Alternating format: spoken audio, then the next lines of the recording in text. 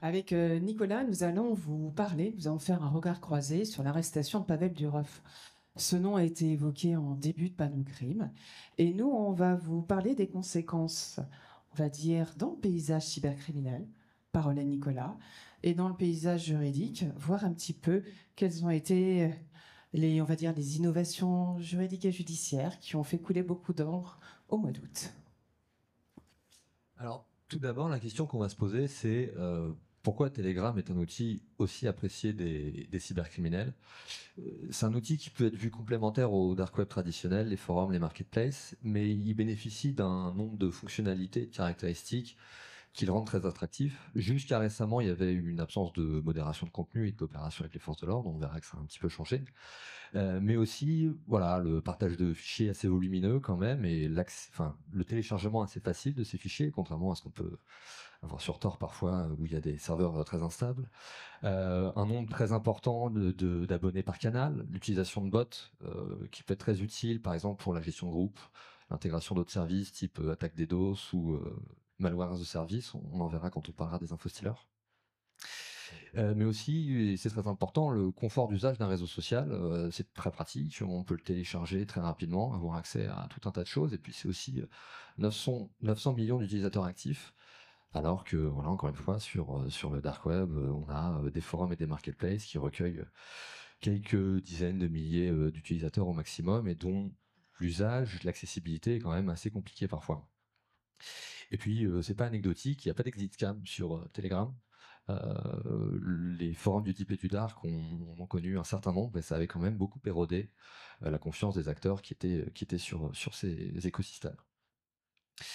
Maintenant, Telegram, au-delà de l'aspect communication que les cybercriminels peuvent avoir, c'est plusieurs cas d'usage. Pas le principal, mais l'un des premiers, c'est celui qui est lié aux infostealers. Les infostealers, c'est une menace qui déborde complètement depuis la fin des années 2010.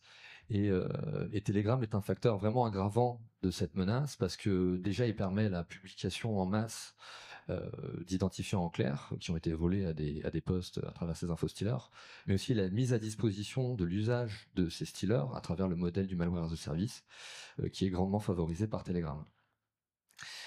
Il y a les revendications d'attaque, on le verra aussi un petit peu plus tard, mais depuis 2022 et la brutale dégradation des relations géopolitiques, les activistes sont vraiment très actifs, et Telegram est leur principale vitrine de revendication de leurs attaques. Et on le voit encore très récemment, on en parlera, on en parlait pour les JO.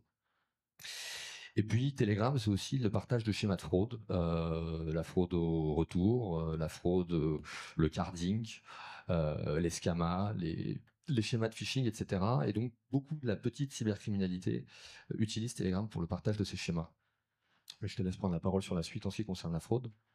Merci Nicolas. Effectivement, la fraude, donc Telegram fait déjà parler du réseau d'un point de vue judiciaire. Mais qu'est-ce qui s'est passé? Qu'est-ce qui s'est passé au mois d'août? Il y avait les Jeux Olympiques, bien entendu, mais effectivement, il y a les JO, les JOP, mais il y a aussi eu l'arrestation et des circonstances. Quelles ont été les circonstances? Nous avons effectivement un communiqué de presse, donc une communication de l'autorité du procureur, hein, effectivement, de la République, qui nous explique effectivement que le 28 août, qui a été mis en examen avec toute une série d'infractions, d'incriminations. Il y en a une douzaine. On va pas les prendre en compte une à une aujourd'hui, c'est pas le moment, c'est pas le lieu. Ce qui est intéressant de retenir, c'est que déjà, on a une incrimination de la personne même du dirigeant, nom de M. Pavel Durov, au travers effectivement de la plateforme. On a aussi des points importants. Des points importants, c'est qu'on a à la fois une incrimination en termes de complicité et à la fois une incrimination, on va dire, sur des infractions de droit commun. Il faut jamais oublier, comme vous le voyez à l'écran, qu'on a toujours ces trois éléments, y compris dans la matière de complicité. C'est-à-dire que je dois avoir l'élément intentionnel de participer à une opération qui est répréhensible, un élément légal. Vous avez vu les 12 chefs d'incrimination, et effectivement un élément matériel, une action, une omission. Dans le cadre de ces différentes, on va dire, chefs d'incrimination, ce qui est important de retenir, c'est qu'à la fois nous avons du droit commun. Et notamment, nous avons aussi des arrestations, une circonstance aggravante qui a été notée à plusieurs reprises, qui est la bande organisée. Bande organisée, c'est aussi une volonté, puisque effectivement, les condamnations sont tout de suite à 10 ans d'emprisonnement, donc une ampleur beaucoup plus large. Et nous avons aussi, indépendamment des incriminations liées au droit commun, une responsabilité des fournisseurs de plateformes. C'est effectivement l'introduction dans nos codes, dans notre code pénal français, du Digital Services Act. Donc, effectivement, une infraction, une incrimination qui a été utilisée, qui a fait couler beaucoup d'encre, puisque, comme vous l'avez vu, c'est dans le cadre de la complicité que Pavel Durov effectivement est poursuivi. Cas de la complicité sur cette incrimination par rapport à la fourniture effectivement de contenu très répréhensible. Autre enjeu qui a été aussi reproché à Pavel Durov et qui est toujours, il ne faut pas oublier, hein, nous on est dans le cadre d'enquête, donc on est dans le cadre aussi de la présomption d'innocence, nous sommes aussi sur les enjeux légaux du chiffrement. C'est-à-dire qu'il a été reproché et qu'il est reproché, dans le cadre des incriminations, de ne pas avoir communiqué les différents moyens, clés de chiffrement ou de déchiffrement. Qu'est-ce qui s'est passé effectivement par l'évolution de cette plateforme? Contrôle judiciaire, enquête toujours en cours, hein, il faut, je pense, bien avoir ça en tête sur cette liste d'incrimination, et une plateforme qui évolue, Nicolas. Ouais, alors suite à son arrestation, il y a eu un engagement de la part de Telegram à travers notamment son PDG, où il s'est engagé auprès des autorités de fournir à ces autorités, dès lors qu'elles en font la demande, des informations permettant d'identifier les acteurs malveillants qui utiliseraient la plateforme, et en particulier leur numéro de téléphone et leurs IP. Et nous allons le voir, ça inquiète un certain nombre de ces acteurs malveillants, mais il y a aussi quelque chose lié aux conditions d'utilisation. Oui, parce qu'en fait, la transparence. Transparence, c'est effectivement une obligation qui est dit dans les textes, qui est dit dans le cadre de la modération, qui est dit effectivement, et donc dans les conditions générales d'utilisation, dans les termes et services d'utilisation de Telegram, on a vu effectivement une modification, on a vu une coopération qui a été souhaitée affirmer, et c'est dit effectivement noir sur blanc qu'il y aura dans le cadre des réquisitions, la transmission des adresses IP, des numéros de téléphone, effectivement, afin de coopérer avec les autorités. Donc une posture de coopération. Alors maintenant, quelles sont les conséquences de cette arrestation sur le paysage cybercriminel? En tout cas, celles qu'on a déjà pu observer. La première, alors ça a été mentionné rapidement, les cybercriminels ont rapidement réagi, et parce que finalement, tout est bon, toute raison est bonne pour attaquer la France à travers des attaques DDoS.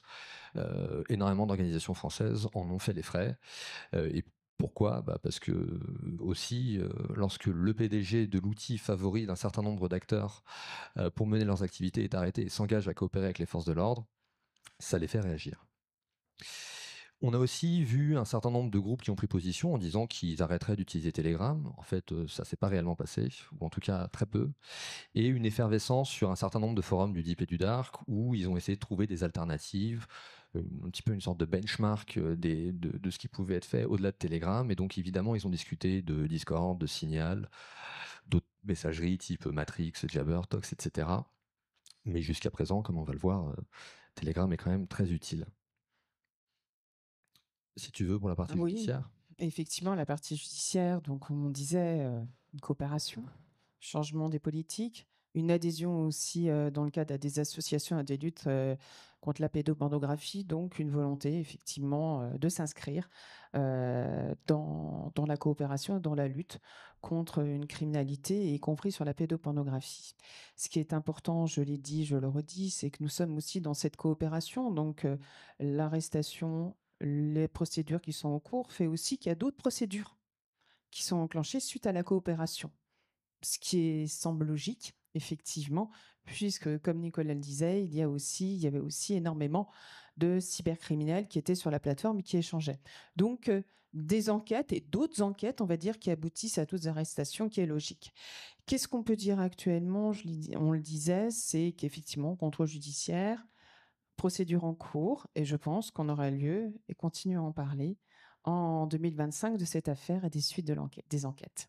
Et donc, en fait, il y a eu deux réalités principales, deux effets concrets qui ont eu lieu sur Telegram suite à à l'arrestation de Pavel Durov. La première, c'est quand même une augmentation des blocages sur la plateforme, une augmentation assez forte, dont on n'a pas tous les détails. Telegram ne fournit pas exactement tous les détails, mais c'est vrai que suite à l'arrestation de Pavel Durov, un certain nombre de contenus, de chaînes ont été bloqués, et notamment, par exemple, de groupes activistes. Je vais en parler juste après.